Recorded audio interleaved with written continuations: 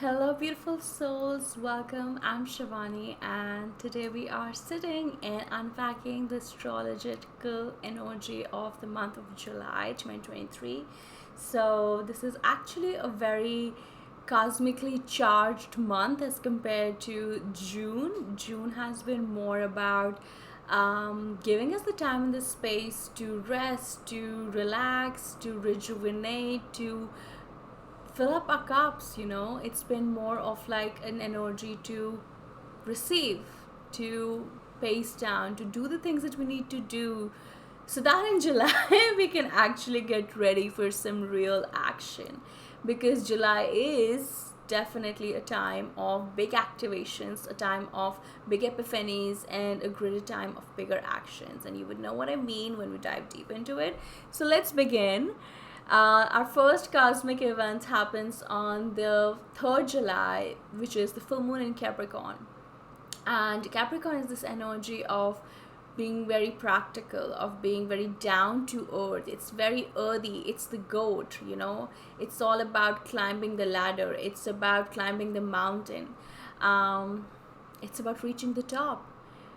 The Capricorn energy is the energy known for its pragmatic nature, known for its nature of getting things done and doing things like they are said to be really really hardworking, just like a goat, which is just so good at climbing the mountain top, right? So when we have a full moon, which is all about the fulfillment, it's all about the climax, it's all about completion, then it's really, really about taking actions, finally getting ready to integrate all the insights that we've received in the past few days, few weeks, few months. For some of us, ever since we've been in the eclipse portal, it's like our crown chakras have been like all open to receive the insights, to receive new information, to receive new awareness and perspectives around all situations, to gain new awareness around our lives, around ourselves, I feel. And then it really really gets like to a point where right now we are at this point where we are like, okay, what are you going to do about it? So this full moon in Capricorn is going to feel especially very charged if you have your big six placements in the sign of Aries, Cancer, Capricorn, Libra, especially Capricorn. I know I have my Neptune here, and so in the sign of Capricorn, and so Neptune also went retrograde on 30th June, which is just like 3 days back, right?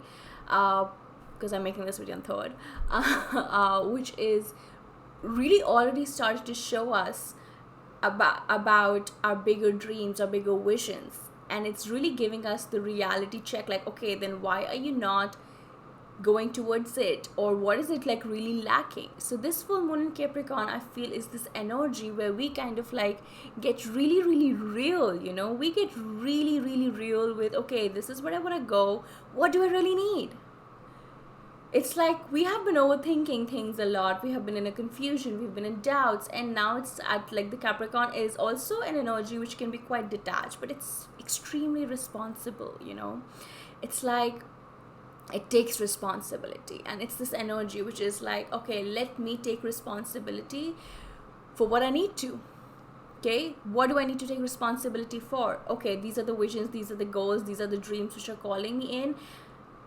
Okay, what do I need to do about it? So this full in Capricorn, don't be surprised if it really manifests opportunities and ideas and action steps to walk the talk. It's one thing to daydream, it's one thing to dream, but Capricorn is not a dreamer per se in zodiac, it's the doer.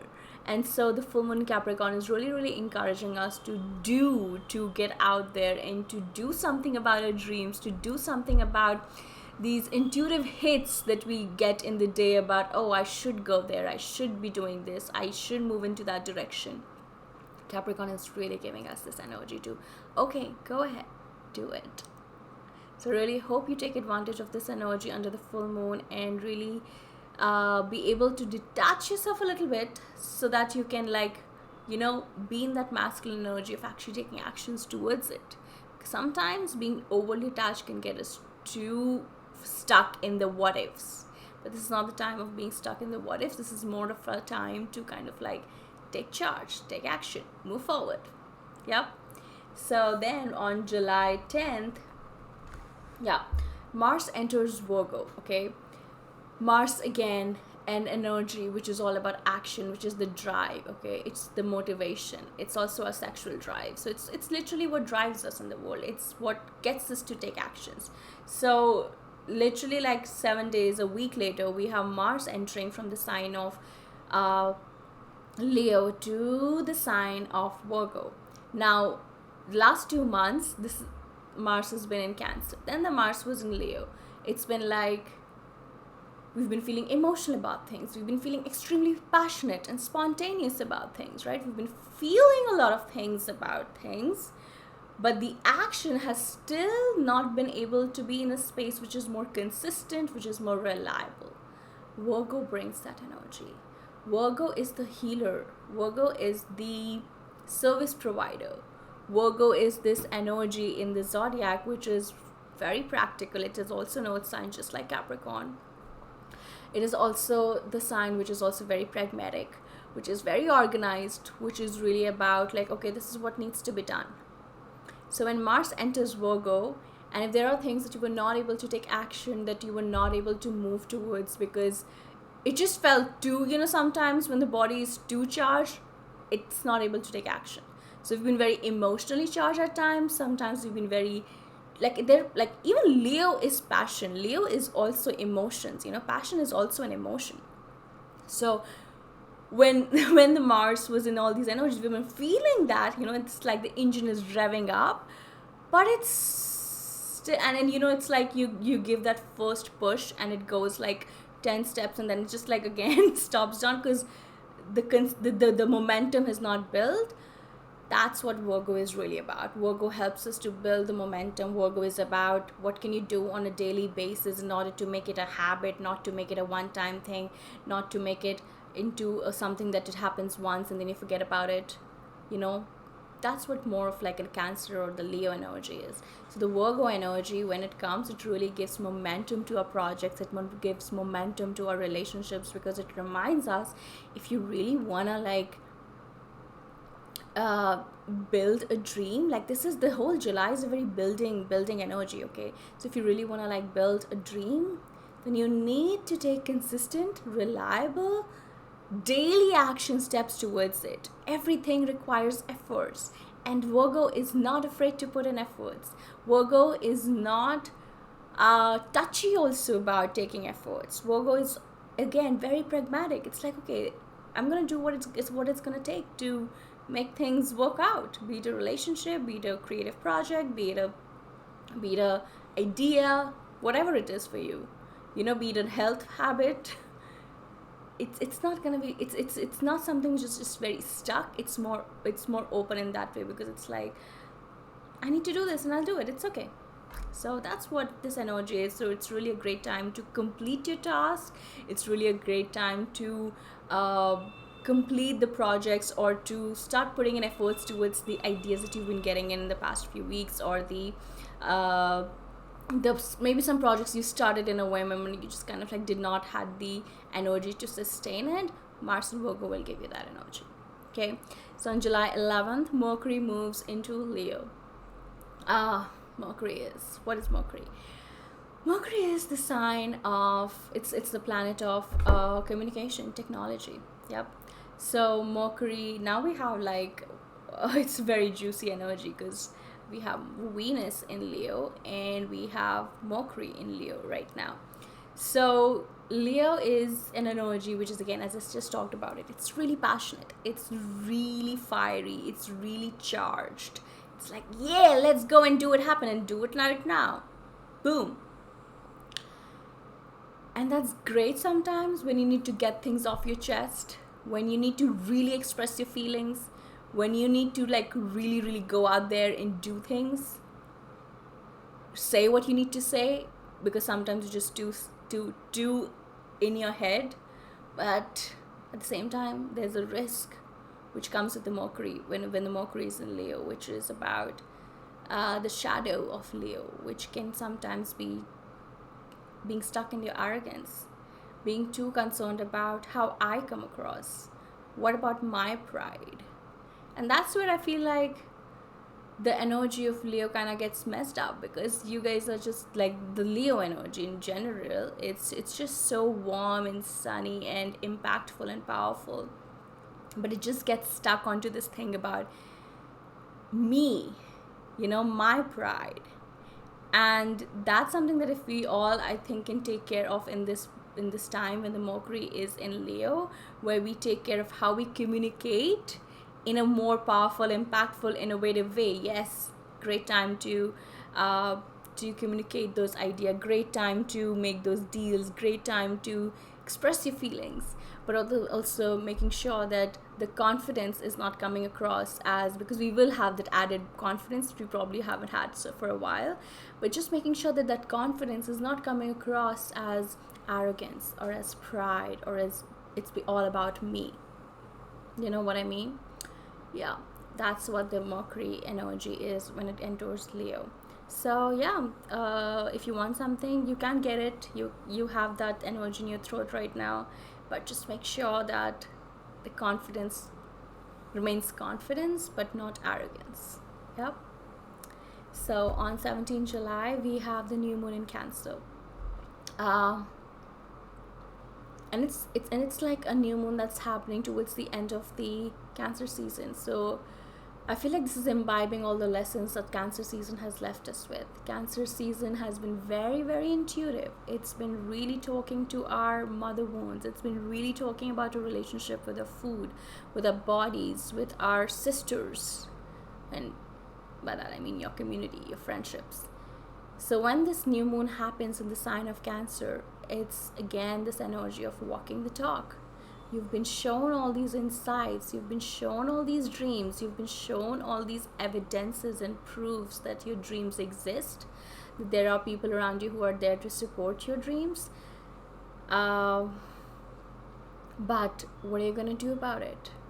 In the sense of like it's a time, so new moons are about planting new seeds. So maybe it could be a little seed, but it's really powerful. So this new moon in Cancer is all about planting intentions and seed based on what intuitive insights the Cancer season left for you. Yes, it's great for starting new projects, contracts, connections which are based on love, nourishment, care. Don't be afraid to listen to your heart or intuition. Cancer season has shown you, and all of these, these transits that we having, the full moon in Capricorn, the Mars and Virgo, it's all given us this practical energy. So when the new moon comes, it's really, really, I feel like we will be in a space which is more open to answering the call of our hearts, answering the call of that we've been like getting for. It's such a recurring theme, I feel like I'm talking about the same thing for the past few months, but this is just how energy works, because we have been repeatedly getting a call to listen to our soul purposes, our soul assignments. Yes, so yes, this is about the time to trust that intuition, because see, it's one thing to say I'm intuitive, and it's a whole different thing to actually follow that intuition and to actually trust that intuition, because before the seeds can sprout and can give you the fruits, it will ask you to trust it. So this new moon in Cancer is also very, very much about trusting your instincts. Cancer is also the mother. The mother works according to her instincts. There are no evidence, there's no facts, figures, but a mother protects her child, and it comes and happens not just with human beings, but with all animals, all living beings. A mother works with her instincts. She just knows it. That's what we've been asked to work with. It's also a great time to gather in circles, to exchange our ideas, to vocalize our dreams, to tell your dreams to somebody, because it's like, I also feel when we tell our dreams to somebody, it's like the first step. It's like you're announcing it to the universe. It takes courage to tell somebody about your wild intuitive hit, or your dream, or your synchronicities that you've been experiencing. But it's also such a beautiful way to say, I actually believe in it, I actually trust in it. And I feel like this is also a time to trust that people around you will also get it. They're also open and receptive to it, that they're not going to judge you, like really having, again, that trust. On the same day, July 17th, we have the lunar nodes changing signs. So lunar nodes have been in the sign of Taurus and Scorpio for a very long time, for almost like 2 years now. and now they go more from Taurus Scorpio to the North to Aries Libra. So now the North Node is about where are we going. The South Node is about our past life, our past, our karmic contracts, what we are leaving behind, our bad habits. Yes. So our North Node now moves from Taurus to Aries. So all this while our focus has been collectively, this is a collective energy, of course, depending on which house you have, say Taurus or Aries, and this would be true for you, okay? So all this while our focus has been very much about money, finances, economy, business, all these things, right? Like somehow the financial energy has been just very much there, and we've been like kind of like really course correcting and learning our lessons in that department, be it wherever it is in your chart. But now as it moves into Aries, it's very much now focused onto me, the energy of individualization, the energy of me, myself, I, right? So Aries is this energy which is about who am I, where am I going, what do I want, what do I need. It's very self-centered, it's very self-focused, and it's something which people don't like it sometimes, but we also need to remember that's where we are moving towards. The South Node is in the sign of Libra, so this is your assignment for the next 1.5 years, okay? Our focus is now shifting, and so we are now learning to balance between our relationships and between ourselves. We will see a lot of relationships falling away, and we will see a lot of new relationships in the society, in the world taking place, which are more based on authentic truth, on just who we really are, relationships which honor who we are, relationships which honor our needs, our wants, instead of relationships which are just stuck in codependency, or which are all about feeding the other person's wounds or trauma. So really, and it doesn't mean like everybody will go through a breakup or a divorce. No, sometimes it's just an energy which is just plays out in your existing relationships as well, right?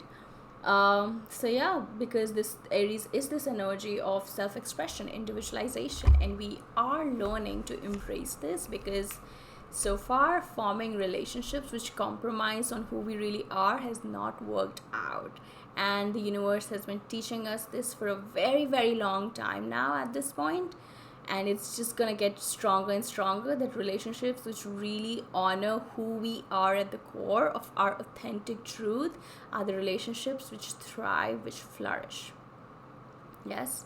So if you've been somebody who has been prioritizing yourself, knowing yourself, understanding your authentic self, your expression, then you are probably going to be having an easier time to experience sharing it in harmony with other connections. If you've been somebody who's always compromised on who you really are, on yourself, and who's always tried to people please and adjust yourself into dynamics and situations which don't honor who you really are, there are going to be big lessons coming for you. Either way, it's a time of shift and honoring our individual selves. Yes, we are definitely moving into a time which honors our authentic truth. That's why I think I'm being called to do this work of astrology and human design, because all of this, what I see from my lens and my perspective, it's all about landing into your authentic truth and your authentic nature. Yeah. So July 22nd, Venus turns retrograde. Okay. Venus is the planet of love, of finances, of money. It's the Lakshmi, it's Aphrodite. It's also very soft, it's also very feminine. So when any planet goes to retrograde, we know it's all about reviewing, it's about reassessing. So when Venus goes into retrograde, it's about reviewing and reassessing our relationships. Such hot start to the lunar nodes changing to Aries Libra, right? But yes, we will be reassessing our commitments. We will be reviewing our commitments. What are the things we want to commit? What are the things that we no more want to commit to? What are the things we would want to recommit to? Yes, a lot of past situations might surface up. A lot of people from a past might surface up, either to close the healing cycle to teach us the lessons for the last time, or to really, like, just wrap things up in a in a good way. And yeah, remember that Venus turns retrograde in the sign of Leo, and Leo is all about creative expression. It's about, as I said, pleasure, confidence. It's about taking risk. It's about self-worth.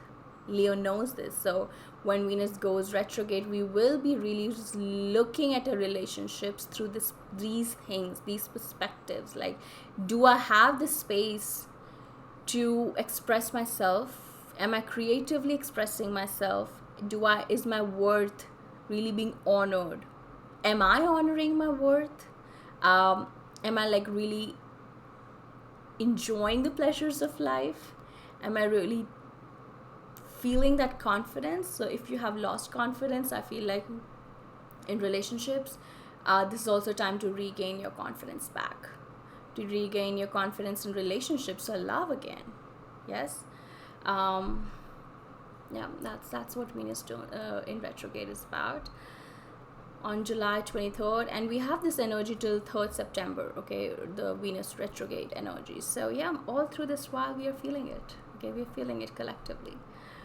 So if relationships become kind of like suddenly the focus, it's okay. It's really, really okay. There is a time and a season for everything. Again, depends wherever it is in your chart. For some of you, it would be highlighted a lot. For some of you, not so much. So take it as you will. On July 23rd, and actually around the same time, we have, first of all, Sun moving into the sign of Leo. So the sun is where our focus is. So the energy collectively becomes very fiery, very, very about self-expression, very much about being in the focus. We would feel this collective surge to speak our truths, to be seen, to be heard, to have our attention and focus on. See, how can you give these things to people in your life, as well as Venus is retrograde in Leo as well. Leo can be a little touchy as well. So see, how can you appreciate people around you? How can you give extra attention to people you love? And also, how can you honor your need to be seen, to be heard, to be creatively expressed? Yeah. Sun in Leo will also give us opportunities to start new things, because the fire season is always about starting new things, starting new relationships. It has that extra potency, that extra fire to light up something, right? And then July 23rd, we have Chiron also going retrograde. So Chiron is an asteroid. It's not a planet, but I love Chiron because it's the wounded healer. And I feel like Chiron has such a beautiful lesson for us, because it's wounded, but it's also a healer. Chiron has been the greatest healer of all times. Chiron is this energy of, like, yes, it was half centaur, it was half man, it was wounded, it was abandoned by its mother, it was orphaned, it just had so many wounds, it was really physically attacked. But in all the sense, it was also the greatest healer. So look where you have Chiron in your chart. But while Chiron is in retrograde until December, so it's almost the rest of the year, we will be reviewing how much we've healed. We will be, probably some of us will be celebrating how much we've healed. And if you haven't, please celebrate how much you've healed, how much you've come forward, because many times we're always looking at what is still left, right? So please celebrate your healing, because it's the greatest gift you can give to humanity right now. And it's also calling back your power from the wounds. So as I said, it was the wounded healer. Yes, it was wounded, but didn't let its wound cut down on its gift of healing, of sharing this healing with other people, of giving people this energy to go out there and make impact in the world. So this is really a time to look at our wounds, wherever the things which are, like, we all have a core wound, right? We all have that one thing which just pinches us the most, and it's kind of like the Chiron wound is the wound which kind of like stays with you throughout the life. But it's kind of that wound which asks you to not fix, but to accept, to not try to fix, but to act, to see it for what it is, and to instead share the gift of it with the world, to show people, yes, I am broken, here. Yes, this really hurts me. Yes, it gets me really vulnerable, but that doesn't make me weak. That doesn't make me small. That doesn't mean that I'm not out here gonna shine or gonna share my gifts with you or with anybody. It's time to look at our wounds from a much more empowering way. So yes, it's really about transcending the wounding to embody how can you share your gifts and your wisdom from this journey of healing, because we all are on a journey of healing. Even if you're not like journaling every day or tapping or doing the spiritual stuff, it's okay. You are still healing. We're collectively all healing at this moment. And so yeah, that's what I just wanted to leave you with, like to look at your healing from an empowering lens and to share that message in whatever way you can with the people in the community around you. You don't have to have a mic, you don't have to have a channel, you don't have to have a platform to share your healing. You are always in a community, you're always exchanging information and ideas, and this is your time to exchange your healing journey. Yeah. So that's about it. It's been a long download. I hope you receive it. I hope you've been making notes and come back to it if later throughout the month if you feel like. I would also be doing videos for each sign about their energy for this month. So make sure you check that out. If you want to go deeper into understanding yourself through the eyes of through an empowering lens of astrology or human design, you can look out for one-on-one consultations down below. And I've also introduced guidebooks. So if you are at a space where you just want to like not in a space to get into a one-on-one consultation, but you just want to like know what are your energy dynamics, then you should definitely check out my guidebooks. It's a completely customized offering where I write down the report of your astrology or your human design, whatever you choose to, especially for you. So you can check that out down below. And yeah, if you are in a space where you really want to dedicate some time and some space to work with healing tools, workshops, in a more relaxed self-pace, then you should definitely check out Jewel, which is my membership, where I house all my life's work at one place. It's an all-access pass at really a price of not even a breakfast, okay? So hopefully you enjoyed this video. Let me know down below how are you going to work with this energy, how are you going to plan your month ahead with this energy. This is actually more than the month. Actually, this is so much about the next few months, the rest of the 2023. So I'm sending you so much love. I hope you have a beautiful, beautiful, beautiful month of July. If you need more support, I'm always on Instagram, so come and check me out down on Instagram, leaving the link down below. And yeah, I'll see you soon. Take care, and I love you so much. And the universe is really, really supporting you so much this month and all the months. Remember that. Take care.